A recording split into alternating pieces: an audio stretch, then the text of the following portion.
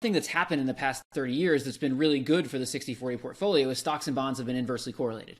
So we've been getting primarily deflationary shocks. And so when you get deflationary shocks, the coronavirus is a deflationary shock, 2008 is a deflationary shock. What happens is bonds go up when stocks are going down. And in those types of situations, stocks and bonds work really well together. What could potentially be the Achilles heel of the 60/40 is if you look through history, during periods where you get unexpected inflation, that's where they both can maybe not work that well together. So bonds may not protect you during a period like that. Bonds are going to be going down, and you could have stocks going down simultaneously. Welcome to Excess Returns, where we focus on what works over the long term in the markets. Join us as we talk about the strategies and tactics that can help you become a better long-term investor. Justin Carbonell and Jack Forehand are principals at Validia Capital Management. The opinions expressed in this podcast do not necessarily reflect the opinions of Validia Capital. No information on this podcast should be construed as investment advice. Securities discussed in the podcast may be holdings of clients of Validia Capital. Hey guys, this is Justin. In this episode of Excess Returns, Jack and I worked through some quantitative alternative strategies to the 60/40 stock bond portfolio. The 60/40 investment allocation has been a winning and dominant strategy for investors over the past 40 years, but with signs of potential inflation, the possibility of higher rates, and an expensive stock market by many measures, investors may want to start to consider other strategies that have a balanced approach that could do well in various economic environments. We discussed the permanent portfolio, the all-weather methodology, and more advanced and active risk-managed strategies like protective asset allocation and generalized protective momentum. Thank you for listening. We hope you enjoy and learn from this discussion. Okay, today we're going to talk about a topic that's getting a lot of attention in the market right now for reasons that we'll get into. But a lot of investors that watch us probably have heard or know about, or maybe even are allocated to something like the 60/40 stock bond portfolio. So what that is roughly 60% stocks, 40% bonds, and that's kind of like a target allocation for investors that are at or nearing retirement. And one of the things with the 60/40 is just how phenomenally well it has done really over the past 40 years. So you've had a return of around, let's say 9%, at least going back 33 years, which is how far I can backtest it in a site called Portfolio Visualizer. But the 60/40 has just been a beast. It's produced a 9.2% return over its over that 33-year period, basically going back to 1998. But you've really had two things happening with that. You've had one, valuations have been sort of steadily increasing, and it's been a pretty good 30-year period for stocks, although there has been periods in there where stocks have gotten hit pretty hard, and bonds have actually done their job and acted as a diversifier. But really, it's been a 40-year bull market from bonds since the early 80s when interest rates were at like 15 or 16%. So rates have come way down, and that's been good for bond prices and bond investors. So those two things have certainly helped the 60/40. But if you sort of think about where we are today, where yields are, they're historically low, maybe 1.5, 1.6% right now, although they're well off their lows from August of last year. The question that bond investors sort of has to, sort of ask themselves is could, rates be increasing in the future? And that would obviously be bad for the value of bonds. And then also where we are in the market today in terms of valuation. So you have, what looks like at least a pretty expensive market on the surface, although if earnings and cash flows sort of catch up, maybe it's not as expensive, but, based on most metrics, stocks look pretty expensive here. So that sort of leads the question of, what should we do about the 60/40 stock bond portfolio, and maybe what are the expected returns? And just, Jack, before I hand it over to you, one of the things, and this is from late last year, but basically you had BlackRock, JP Morgan, Morningstar Investment Management, research affiliates of Vanguard. They all came out with their long-term asset class returns on both U.S. equities and bonds. And basically, on a best case scenario, now again, these are just estimates, but on a best case scenario, the 60/40 would produce a, let's say, 7 to 10 year return of 4.4%. And on a worst case scenario, it would return about 70 basis points. So that brings up a whole series of questions for investors that are allocated this way, which is, is the 60/40 going to deliver on, for investors? And can you kind of depend on this to generate strong returns in the future. It's really unknown at this point. Yeah, I mean the 60/40 is a great portfolio, and it's great for many investors, and it works well in a variety of different outcomes. The one period, the one thing that's happened in the past 30 years that's been really good for the 60/40 portfolio is stocks and bonds have been inversely correlated. So we've been getting primarily deflationary shocks. And so when you get deflationary shocks, the coronavirus is a deflationary shock, 2008 is a deflationary shock. What happens is bonds go up when stocks are going down. And in those types of situations, stocks and bonds work really well together. What could potentially be the Achilles heel of the 60/40 is if you look through history, during periods where you get unexpected inflation, that's where they both can maybe not work that well together. So bonds may not protect you during a period like that. Bonds are going to be going down, and you could have stocks going down simultaneously. And I have no idea whether that's going to happen or not. I mean, I've got my economics degree from UConn in 1999, which makes me feel like I'm an economist, but I don't know that. But one of the things that could trigger inflation here is we've had monetary stimulus from the Federal Reserve for a very long period of time. And many economists thought that would trigger inflation, and it did not. But the big change here is we now are putting money in people's pockets. We are now writing checks. The government is writing checks to people, and people are going to spend that money. And so the question is, will that generate inflation? And will that generate a period where maybe what's worked well about the 60/40 portfolio doesn't work as well, in the future as it has in the past? And, this could very well be a transitory thing we're seeing right now. And it seems like that's what the Federal Reserve thinks is we may see a spike in inflation, but it may come back down to a more normal level, or it could be something that's, that triggers some long-term inflation. We don't know. But what the point of my article was just to say, well, if inflation is a risk here, what are some potential things we might be able to do to enhance a 60/40 portfolio to deal with it? Right. And we'll get into those things. But just in terms of, are we seeing inflation? I think we are seeing it in the here and now, whether it's transitory or not, we don't know. But clearly there's financial asset price inflation. You have the house pricing inflation. House prices are up 11% year over year, the most since '06. Obviously, commodities have come back significantly. The CRB commodity index is up 84% since last April. Used car inflation, which, that's maybe not long lasting, but used car prices are up 26% over the past 12 months. And then you have like this collectibles kind of going parabolic with some of the prices of like the Michael Jordan rookie card, for example, which, was sold in 2015 for $15,000. Now it's selling for over $700,000. So I think as we look around, there's this big question of, is this inflation going to be, long lasting or maybe higher than a lot of people think? Like you said, the Fed is sort of thinking this is going to eventually cool down, although they did signal, 2 rate hikes potentially for next year. So, or I'm sorry, for 2023. So I think that kind of signals that maybe they're thinking that there's some inflation risk ahead too. But in terms of some of the assets that, do work well in those inflationary type environments, can you just work through those? Sure. Well, first of all, in terms of a long-term inflation hedge, there's nothing better than stocks. I mean, stocks produce a return that is significantly higher than the rate of inflation. So in terms of a long-term hedge, if we're not dealing with, what's going to happen this year or next year, stocks are probably the best inflation hedge that exists. Where stocks run into trouble, and the reason for that is because higher prices in the economy lead to higher profits for companies. So that's going to lead to stocks going higher. The stocks tend to have problems when you get unexpected inflation. And that's, when inflation comes in out of nowhere and we don't expect it or it's higher than expected, that's where stocks can maybe have some issues. So stocks are a great long-term hedge, but in terms of a hedge during inflationary periods, all of them have their issues. And that's the problem with trying to go away from a 60/40 and go into these things. Commodities are a good inflation hedge, but commodities also have these long periods of horrendous performance like we've seen, in the past couple decades. Commodities have not done well at all. Gold sometimes is an inflation hedge, but then sometimes it's not an inflation hedge. Real estate's a pretty good inflation hedge. Real estate is obviously an asset that's going up during periods of inflation.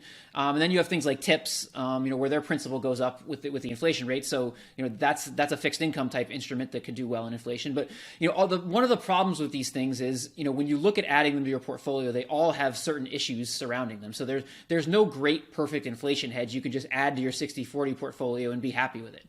And that's the problem. Yeah, that's a good point. I think like commodities, if you would have thought inflation was coming after maybe the financial crisis, because what the Fed was doing with monetary policy, you got into commodities, you would have certainly gotten crushed. So, but what commodities also show, at least historically, is they go through like these super cycle type of periods where they go through real bad downturns and then they kind of bottom and they trough, and then inflation comes and they're one of the better investments during inflationary times. But like you said, it's you add these things to your portfolio, you're going to look very different than the typical 60/40. And if you get it wrong and you deviate, investors might sort of make a bad decision there. But let's sort of talk about some of, maybe from simple to more complex, some strategies that consider stocks and bonds, because we're not saying you should basically give up on those and throw in the towel. Those are still going to be important vehicles for most investors, but there are strategies that incorporate other alternative asset classes, some of the ones you mentioned, and do it in different ways. So to start, let's start out with the permanent portfolio, which was developed by Harry Brown. This is from the 1970s, and it's really a portfolio that is pretty straightforward, and you can probably implement it pretty cheaply. So Jack, maybe I'll let you start and just jump into that. And before we start, one thing that all of these things we're going to talk about have in common is they're all systematic, because we're big believers that, the one thing you don't want to do here is try to, as a person, sit here and say, well, what do I think is going to happen with inflation? And then, what do I want to put in my portfolio? And, if I put in commodities, when should I take them out? When you get into that decision-making process, it typically turns into a disaster. So for us, we always want to find strategies that are systematic. And so you mentioned the permanent portfolio. The permanent portfolio is pretty simple. If you look at, there's sort of 4 different types of outcomes you can have. You can have an economic expansion, you can have a recession, you can have, and then on the price side, you can have inflation and you can have deflation. And so what the permanent portfolio does is it takes 4 different assets that'll do well in each one of those types of scenarios, and it invests 25% in each. So it's got stocks for an expansion, it's got cash and short-term bonds for recession, it's got gold for inflation, and it's got long-term bonds for deflation. And so what happens is this ends up being a much smoother ride over time, because no matter what is going on, you're likely to have something that's doing well. And so the long-term returns of this are actually not too different than a 60-40 portfolio. And the goal is to, by including assets that do well in different types of periods, to create a smoother return over time. Yeah, that's great. And now kind of coming into something that's a little bit more, complex or active, is the protective asset allocation strategy, or also known as PAA. And that's based on a paper, Protective Asset Allocation, a simple momentum-based alternative for term deposits. And it was developed by these gentlemen, Keller and, is it Koenig?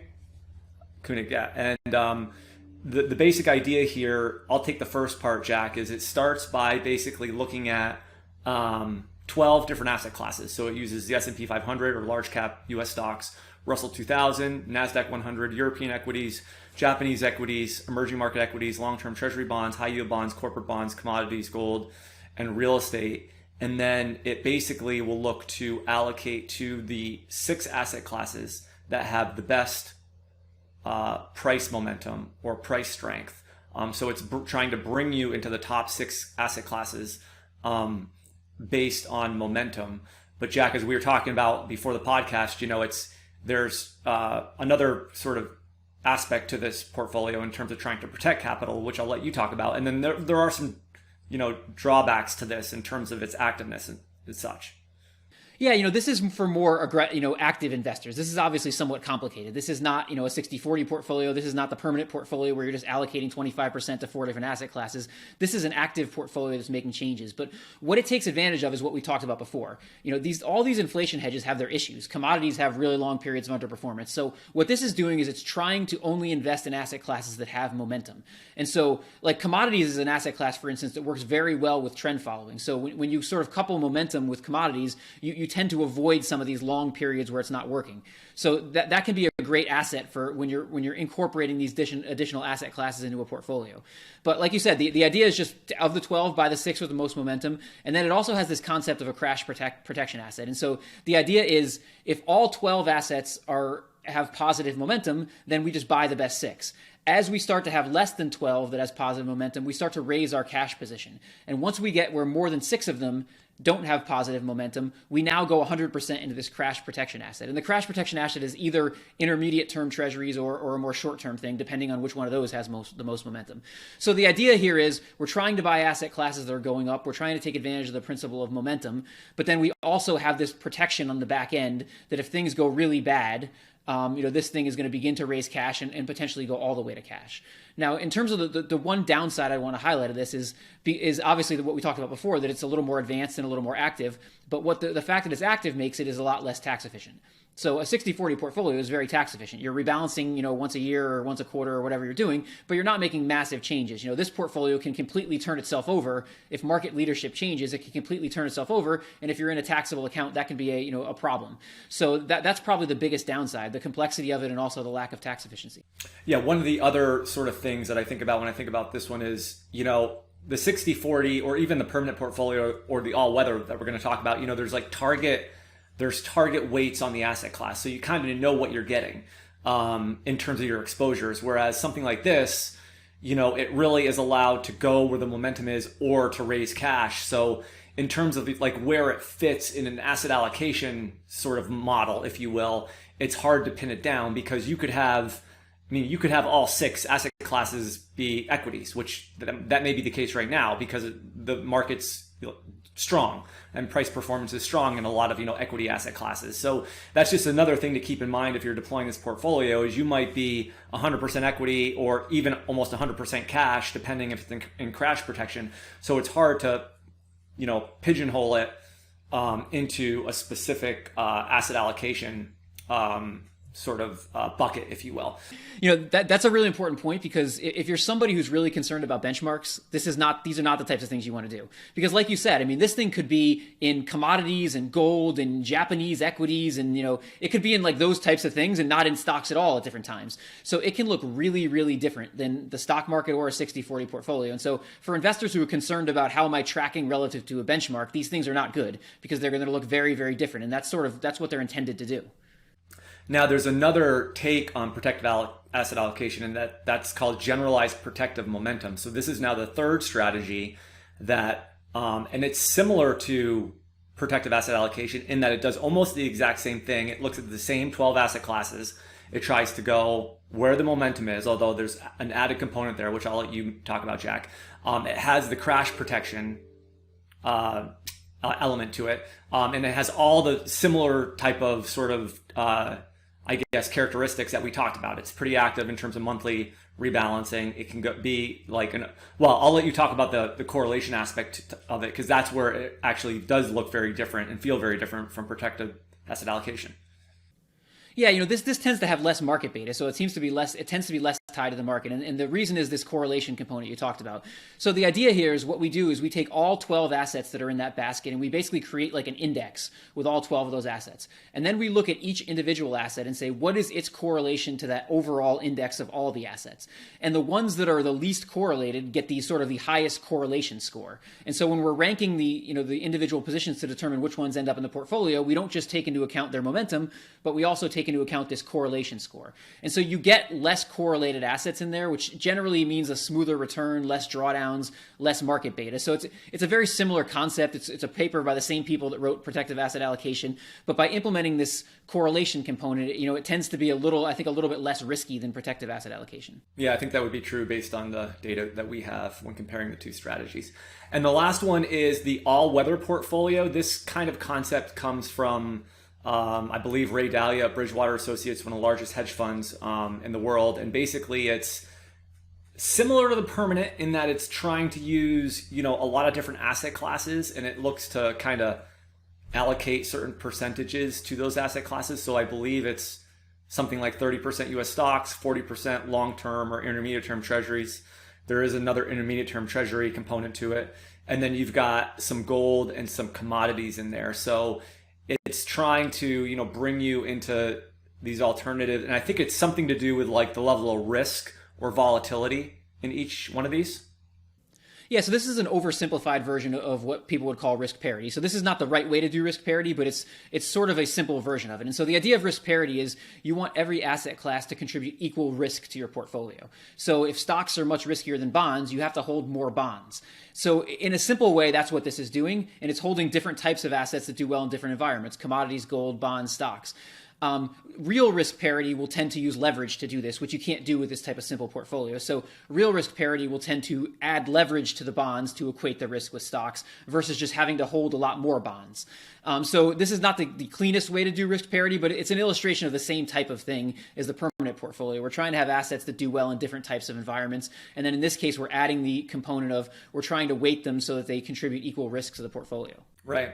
So I think just to sum up, stock market valuations look, a little bit more on the expensive side. We obviously know interest rates are way down, and that could be problematic for bonds. The 60/40 may not produce, we're not saying it absolutely 100% on this, but it may not produce the return over the next decade that it has over the last few decades.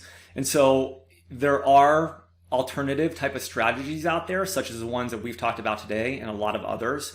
But like we talked about before, they all come with their own set of risks, or what I would say for most investors is you just want to understand what goes into the strategies, what could go wrong, and then, if you can deal with that, and if you have conviction, maybe one of these strategies could be good for some people just because they're looking for something different. But they're going to be very different than the 60/40, and they will deviate from the market and the 60/40 when, they're sort of out of favor. So that's... Yeah, I think the general idea here is if you're going to get something in investing, you're typically going to give something up. So yes, you can add different things to your 60/40 portfolio, but there's versions of the world where that's going to hurt you rather than help you. And so when you think about adding inflation protection into your portfolio, it brings up a bunch of issues that you have to work through. And all of those, whatever you're going to add to your portfolio could potentially produce negative outcomes instead of positive. So for most people, the 60/40 is still probably a good place to be, although it may not do well in the world of inflation. But what we're trying to do here is we're trying to come up with some systematic ways to do it so that you're not sitting there saying, all right, I think inflation is going to be above average, let me throw some commodities in my portfolio. These are just some interesting ones we found that do it in a systematic way. Right. Good stuff. All right. Thank you guys for watching, and we'll see you next time. Thank you. Hi guys, this is Justin again. Thanks so much for tuning into this episode of Excess Returns. You can follow Jack on Twitter at @PracticalQuant and follow me on Twitter at JJCarbonell. If you found this discussion interesting and valuable, please subscribe in either iTunes or on YouTube, or leave a review or a comment. We appreciate it.